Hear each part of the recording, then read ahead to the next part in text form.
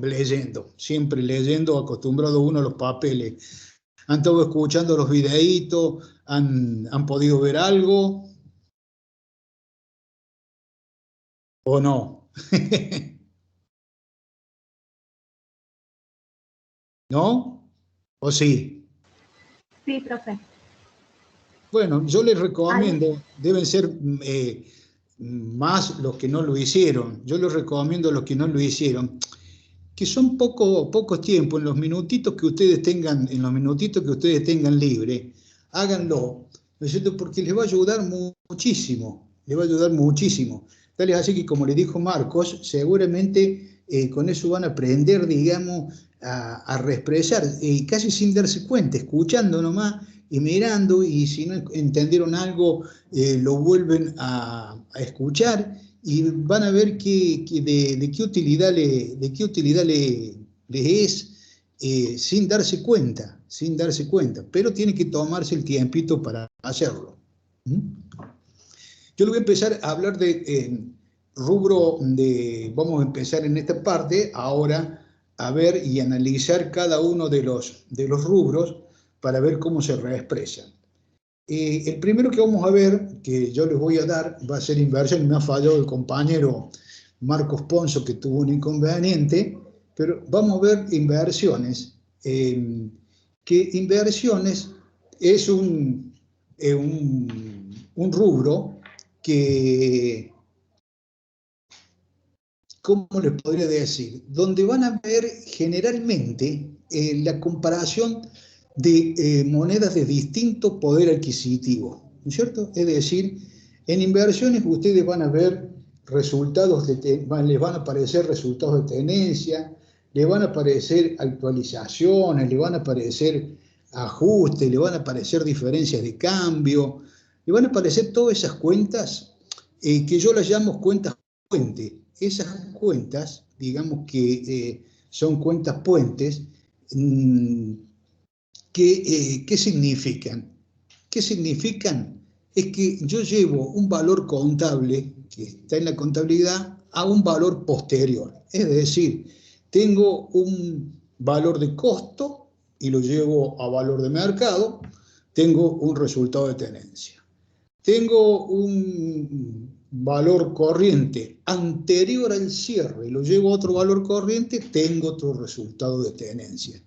Siempre que voy cambiando, o sea, llevando de un momento anterior a un momento posterior, voy teniendo resultados de tenencia, que pueden ser positivos o negativos, ¿no es cierto? Según cómo sea el incremento de esa cuenta. A ver, discúlpenme un segundito. Cerrar la puerta.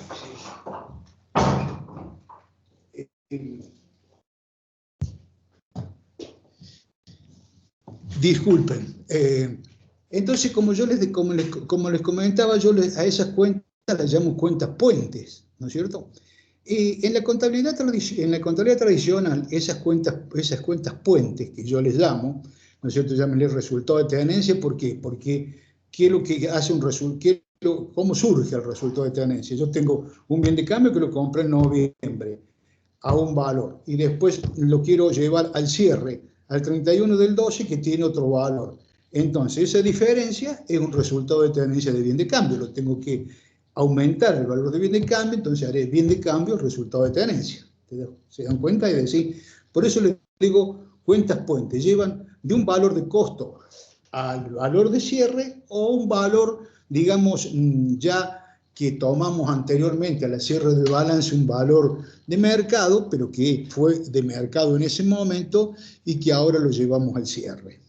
Esas, entonces, son las cuentas que yo les llamo las cuentas puentes.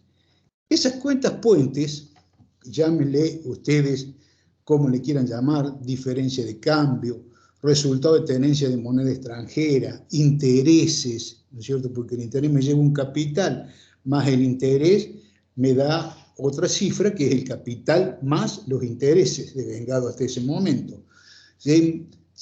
Como la quieran llamar, van a ver que es comparación de monedas de distintos momentos.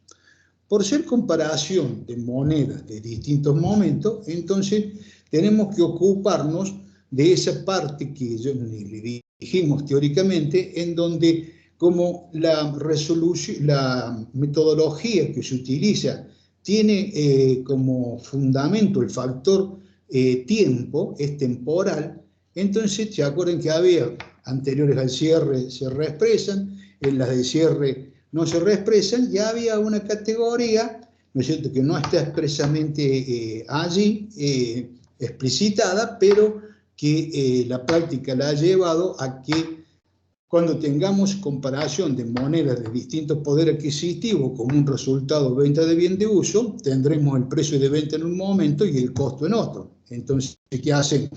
Llevamos el costo al moneda de poder adquisitivo de la venta, entonces tenemos el precio de venta a un determinado momento y a ese mismo momento tenemos el costo. Entonces tenemos un resultado real. ¿Se dan cuenta? Yo les he marcado, digamos, unos ejemplitos simples, para que ustedes se den cuenta del tema. ¿No es cierto? Fíjense ahí, ustedes tienen moneda extranjera que dice $100 a un valor de adquisición de 70 pesos, tienen 700 pesos. Y esos $100 a 100 pesos cada uno es el valor de cotización al cierre. ¿Se dan cuenta? Es decir, capitales a distintos momentos, monedas de poder adquisitivo a distintos momentos. Una está al momento de la adquisición y el otro está en valor de cotización al cierre. Si ustedes hacen la simple diferencia, tienen un resultado de tenencia nominal, como dice ahí, de 300 pesos. 300 pesos es un resultado nominal. ¿Por qué? Porque compararon algo de hoy con algo de ayer. Imagínense en las épocas de inflación, comparar un precio de hoy con un precio de ayer, ya existe diferencia. Imagínense cuando transcurre mucho más tiempo, las diferencias serán aún mayores. Por eso esos resultados de tenencia son resultados de tenencia nominales, de nombre nada más. Es decir, dice ahí resultado de tenencia nominal 300. Yo supongo que nominalmente de nombre gané 300, pero si yo me pongo a analizar financieramente esta situación, voy a ver que no gané 300. Porque fíjense que después dice que la inflación del momento de la compra es el 20%. Lo que estoy tratando de hacer, ¿qué es lo que es? Homogeneizar la moneda. Es decir, si tengo la moneda de cierre, que ya es a la cual tengo que llegar, y tengo el momento, la inflación, desde que yo la compré o adquirí esa moneda, que es 1,20, veo que el rate pan que hubo en ese periodo, fue de 140. ¿Está?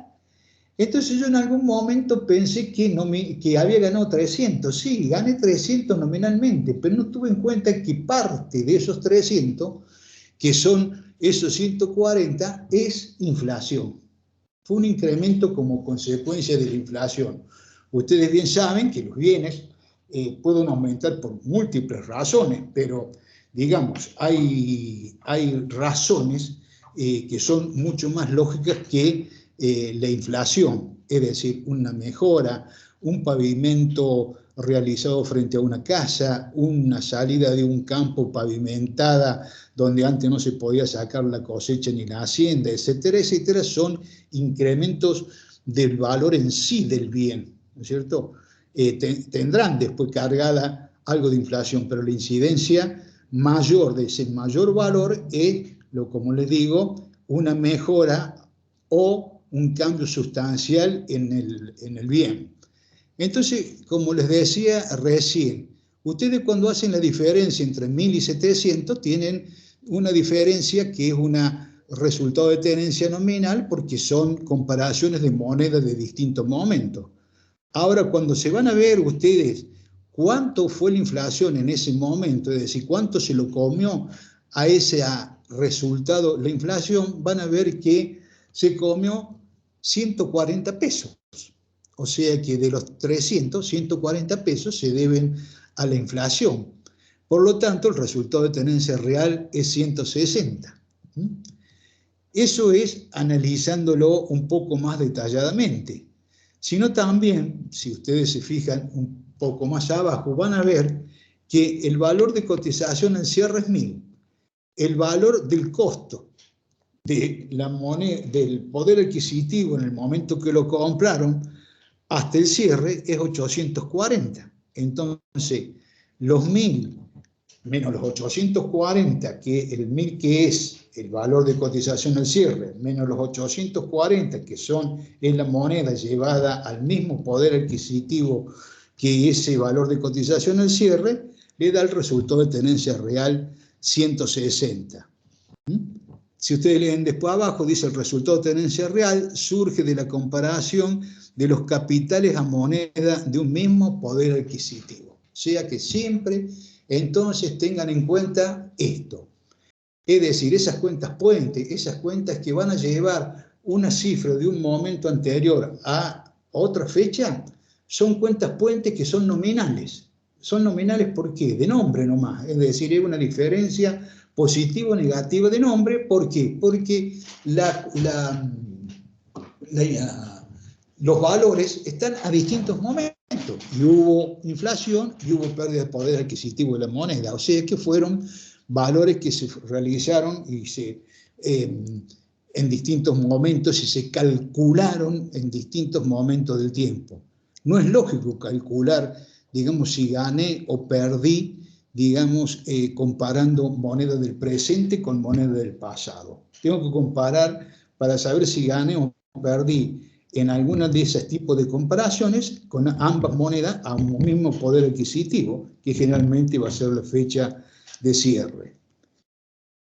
Le he tomado así estos ejemplos que son los más típicos que ustedes pueden llegar a ver. Después tienen un depósito a plazo fijo. Dice el depósito a plazo fijo. ¿Qué dice el depósito a plazo fijo? El depósito a plazo fijo dice, supongamos que ponemos un plazo fijo de 2.000 pesos que genera un interés de 200 pesos a 30 días y la inflación del periodo es de 5%. ¿Qué dice? El plazo fijo de su vencimiento es de 2.200, que son 2.000 más los 200 de intereses que gané. O sea que los 2.000 están en el momento que lo puse y los 200 están después de los 30 días. O sea que los 2.200 son, digamos, de comparación de monedas también de que están en distintos momentos. Una está en un momento determinado y la otra en otro momento. Si llevamos el capital del cierre, es decir, esos 2.000 con una inflación del 5%, realmente, digamos, tenemos 2.100, o sea, no tenemos 2.200 de plazo fijo depurado de inflación, tenemos 2.100. De los 200 pesos que ganamos de interés nominal, le restamos el 5% que se lo comió la inflación y es un resultado ese real, es decir, los 200 nominales menos 100 del RECPAM, hay 100 que son resultados, digamos, financieros reales. Abajo los dice, el resultado nominal es 200, la inflación ha sido 100, entonces el real resultado es 100. Todas estas contrapartidas que yo le estoy diciendo, resultado de tenencia, la cuenta de actualización, la cuenta de intereses, todas esas cuentas que le estoy mencionando, que pues yo le llamo cuentas puente, que son las cuentas que unen valores de distintos poder adquisitivo, es decir, el dólar allá arriba en resultado de tenencia, que es lo que me une, digamos, o que me relaciona. Un dólar al cierre contra un dólar al fecha de adquisición. ¿Qué me está diciendo el plazo fijo? En el momento que lo pongo y cuánto gane, y saber y conocer desde el momento que lo puse hasta que me llegan los intereses, veo qué inflación hubo en ese momento para saber de ese interés nominal que creo haber ganado, sacándole la inflación, cuál es el interés real que realmente me queda. Todas esas cuentas que yo les digo, cuentas puentes, el resultado de tenencia en ese caso, los intereses en el caso del plazo fijo, son todas cuentas que están en el cuadro de resultado. Ustedes ya a ese resultado de tenencia nominal lo mandaron el cuadro de resultado, a los intereses lo mandaron el cuadro de resultado. Entonces, cuando ustedes trabajan en la hoja de trabajo, estas cuentas que están al cierre, o sea, los dólares que están de cotización al cierre de 1.000, el plazo fijo que está con los intereses de vengado de 2.200, se hacen la pregunta, ¿en moneda de qué poder adquisitivo está? Entonces, la respuesta es en moneda de cierre, porque los dólares están a cotización al cierre, porque el plazo fijo está, digamos, con los intereses ya ganados y devengados. Entonces, por lo tanto, están en moneda de poder adquisitivo de cierre. Entonces, ¿qué es lo que sucede? Que esos rubros, ¿no es cierto?, si coincide con la fecha de cierre, no se deben tocar, y sí jugar con la contrapartida en el cuadro de resultado. O sea, el resultado de tenencia nominal, de los dólares del primer caso de 300, ustedes en el cuadro de resultado, cuando lleguen el cuadro de resultado a esa cuenta, tienen que sacarle 140 para que les quede el resultado real en 160 y 140 pasarlo al RESPAN.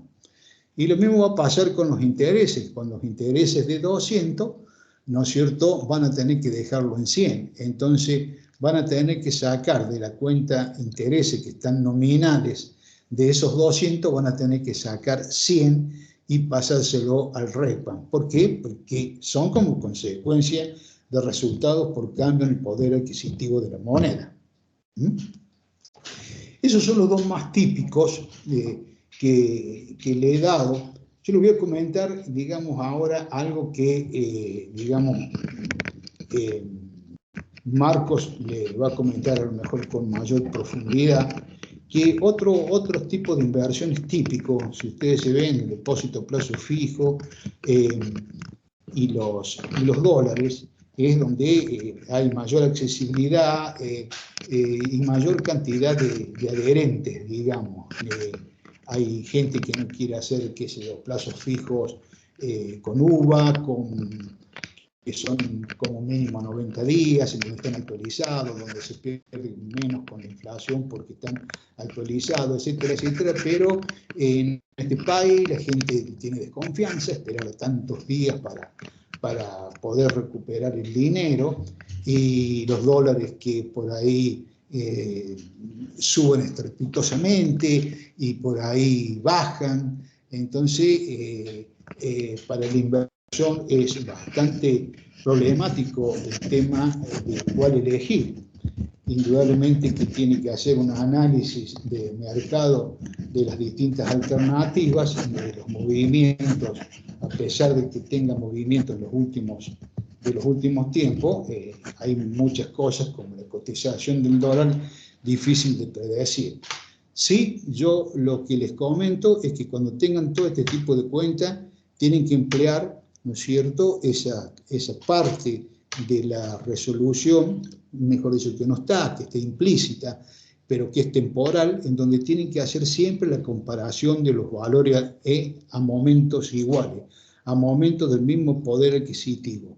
Porque si no, todas las diferencias que ustedes saquen de monedas de distintos poderes adquisitivos son siempre nominales. No han tenido en cuenta la inflación.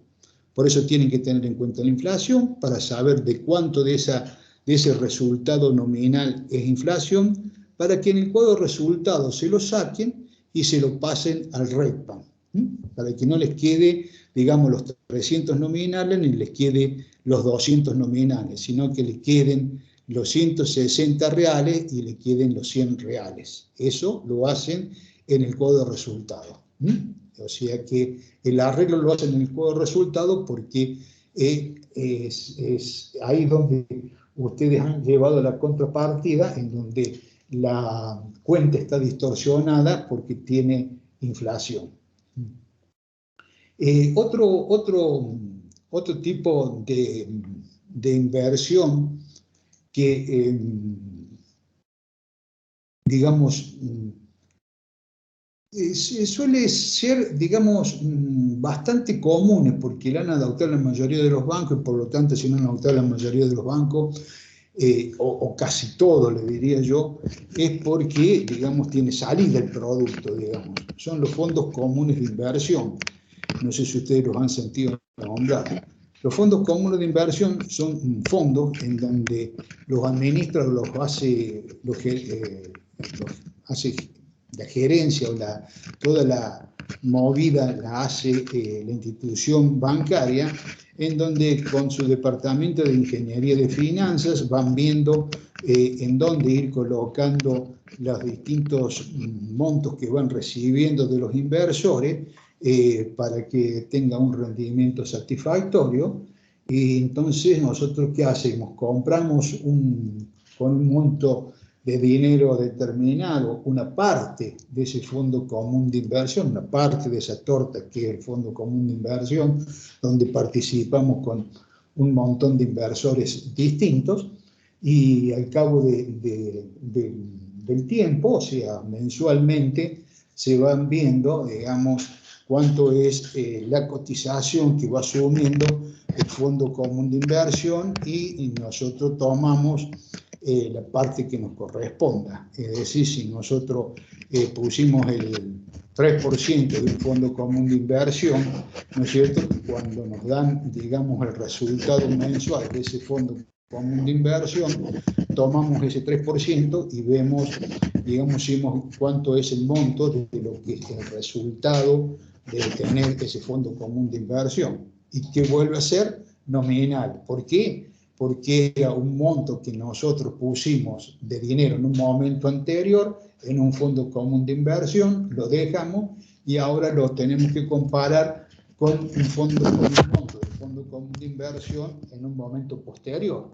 Por lo tanto, en ese lapso hubo, digamos, inflación, entonces a ese valor o a ese resultado nominal tienen que sacarle, digamos, ustedes la inflación que hubo en ese periodo para cargársela al cuadro resultado o a la cuenta REPAN, es decir, no dejar todo como que hubiera sido una ganancia del fondo común de inversión, porque hay parte que de esa ganancia se la comió el REPAN. O sea, haciendo la comparación a valores o capitales homogéneos, ver cuánto se ganó o cuánto se perdió, cuánto le corresponde al REPAN, e ir a la cuenta de resultados. Recuerden siempre esto, a la cuenta de resultados, que es la que muestra esa situación, sacarle la parte que es REPAN o la parte que es inflación, para que en vez de quedarle un resultado nominal, le quede un resultado real. Recuerden siempre, eso se hace en el cuadro de resultados. Si ustedes, para no olvidarse, en la hoja de trabajo, lo van haciendo ya a medida que van haciendo en el activo los rubros, analizando los rubros, pueden ahí ya en ese momento saber cuál es el resultado de tenencia real, los intereses reales. Todas las cuentas estas que yo les digo cuentas reales, ya las tienen ahí en el estado de situación patrimonial, en la hoja de trabajo. En la hoja de trabajo, tengan cuidado, no vayan a creer que tienen que hacer ninguna registración ni nada. En la hoja de trabajo lo tienen, saben cuál es el monto real, se van al estado de resultado y rectifican la cuenta, ¿no es cierto?, dejándola por el valor real a la cuenta que estaba en valor nominal. Pero siempre trabajen con esa cuenta, que es la que está en el cuadro de resultados. Las otras son cuentas patrimoniales que están seguramente a fecha de cierre del estado contable. Las otras cuentas, que son las cuentas puente, las cuentas que yo le dije que comparan cifras de momentos distintos, están en el cuadro de resultados. Esas cuentas que son nominales tienen inflación adentro. ¿Qué tienen que hacer? Sacarle a esa cuenta la inflación para dejarla real y pasarle a la cuenta REPAN lo que le corresponda. Ese más o menos es el trabajo que ustedes tienen en las cuentas, digamos, generalmente de inversiones. Generalmente inversiones se da mucho el tema este que yo les comento de las cuentas estas puentes, de las cuentas que son nominales porque hacen comparaciones de nombre nomás, o sea, comparan cosas o valores de distintos momentos en el tiempo, por lo tanto no tienen realidad en proceso inflacionario menos. Entonces lo que hay que comparar siempre son todos esos valores a moneda del mismo momento, es decir, saber si el plazo fijo, ¿no es cierto?, lo comparo la tasa de interés o el plazo fijo más los intereses con el plazo fijo reexpresado y me fijo realmente si con los intereses ese plazo fijo gané o perdí, si con la moneda extranjera, ¿no es cierto?, la llevo a fecha de cierre y actualizo o me fijo la inflación que hubo en el periodo desde la compra hasta el cierre, entonces ahí tengo la inflación que sufrió la moneda extranjera, y entonces puedo saber realmente cuál es el resultado de tenencia. Esto es más o menos en líneas generales, digamos, ya van a haber casos en los prácticos, pero esto es más o menos en líneas generales, digamos, la parte teórica de este tema de inversiones. No sé si tienen algunas preguntitas, las escucho, chicos.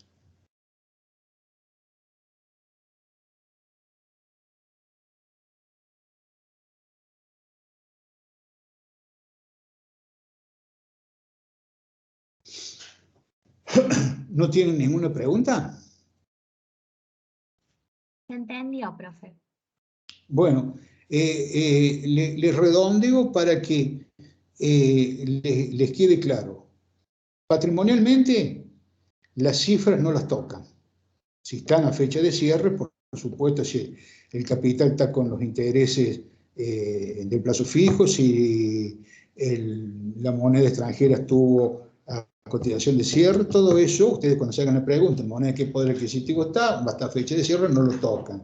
Sí, acuérdense que ahí mismo pueden ustedes hacer el trabajo para saber qué parte de ese resultado que tienen de tenencia o resultado o intereses, o sea, la cuenta puente esa que yo les digo que es nominal, ahí ustedes con la hoja de trabajo pueden saber cuál es la inflación que hubo entre los dos momentos que comparan, saber cuál es la inflación que corresponde a ese periodo, entonces al cuadro resultado donde está la cuenta que representó la parte nominal, ese resultado de tenencia nominal, y sacarle las partes de inflación que corresponde a ese periodo para que en definitiva le quede un resultado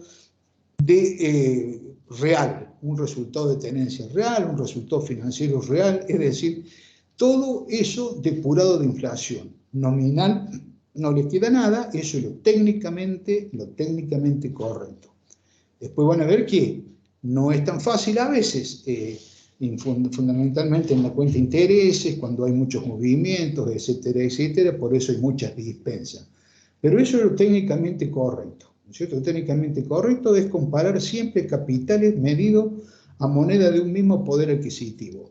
Como en la contabilidad lo ha medido a moneda de distinto poder adquisitivo, una moneda de poder adquisitivo de cierre con una anterior, le da un resultado nominal que está en el cuadro resultado. Ustedes sacan la inflación de ese periodo, se van a la cuenta de cuadro resultado y a ese resultado nominal le sacan la inflación para que les quede el resultado real. Entonces, de esa forma, digamos, ustedes dejan, digamos, las cuentas como corresponden. ¿Se les ocurre alguna preguntita o algo?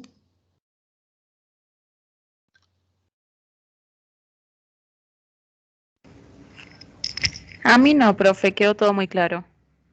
Bueno, ¿a todos también le quedó claro? O el que no le quedó claro, aunque sea una pavada, que crean que es una pavada, pregúntenmela, chicos, no hay ningún problema. Acá somos grandes, nadie se va a burlar de nadie, porque si nadie, todos estamos aprendiendo. Yo también aprendo, porque yo también para dar una clase tengo que estudiar, ¿no es cierto? No lo sé todo. Tengo que estudiar y tengo que leer, y ustedes también. Por lo tanto, pregúntenme, no sean, digamos, no tengan miedo a pasar de, si se quiere, el ridículo de decir, oh, qué pregunta tonta. No, No lo voy a tomar de ninguna forma así y yo no creo que ningún compañero tampoco lo vaya a tomar de esa forma, ¿no es cierto? Porque acá todos estamos aprendiendo, todos estamos queriendo conocer un poco más. Y yo siempre digo, de las preguntas, a veces por más tontas que sean, por las preguntas por más ridículas que parezcan o elementales que parezcan, ¿no es cierto? O les van a servir, digamos, porque van a saber cuál es la respuesta, y si no, van a saber también que van a tener que recurrir a algún conocimiento extra, porque eso que preguntaron terminaron sin saberlo cómo era. Entonces van a tener la doble posibilidad de escucharlo y aprenderlo, o darse cuenta de que le falta retocar ese puntito y buscarlo para poder aprenderlo. Como se hace profesionalmente. Profesionalmente no todos lo saben, es decir, profesionalmente hay cosas que no se saben, se buscan, se consulta, se ve a un colega, se intercambian opiniones hasta que el tema se conoce o el tema se domina. Eso es lo que ustedes tienen que tener como estudiantes. Yo les pido que siempre lo tengan en cuenta. Es decir, pregunten, pregunten, pregunten, pregunten. Profe, Chicos, sí. sí, estaba pensando justo ahora una duda en tema del plazo fijo que explicaba recién, con el tema del porcentaje de inflación. Eso, en el caso de, por ejemplo, si hay plazos de 3 meses, ¿cómo se toma la inflación? ¿Se toma mes a mes o directamente se cuenta al momento del vencimiento del plazo? Si el plazo fijo es a 3 meses. Sí, como ejemplo, ¿no? Sí, sí, pero vos siempre tenés que hacer comparaciones a moneda del mismo momento, es decir, comparar el plazo fijo, el capital más los intereses a los 3 meses, contra el capital que pusiste. Es decir, para no complicarte haciéndolo mes a mes. Claro, Sí. claro, es a eso, en vez de mes a mes se puede hacer todo en fecha de vencimiento. Claro. Claro, perfecto. Es decir, siempre tenés que comparar cifras homogéneas, ¿viste? Entonces, si vos la operación tuya es a 3 meses, compara capital al tercer mes, que tiene capital más todos los intereses, lo comparás con el capital de 3 meses anteriores ajustado por la inflación, a ver cuánto te da. Claro, ahora sí, ya me quedó claro. Bueno, muchas gracias.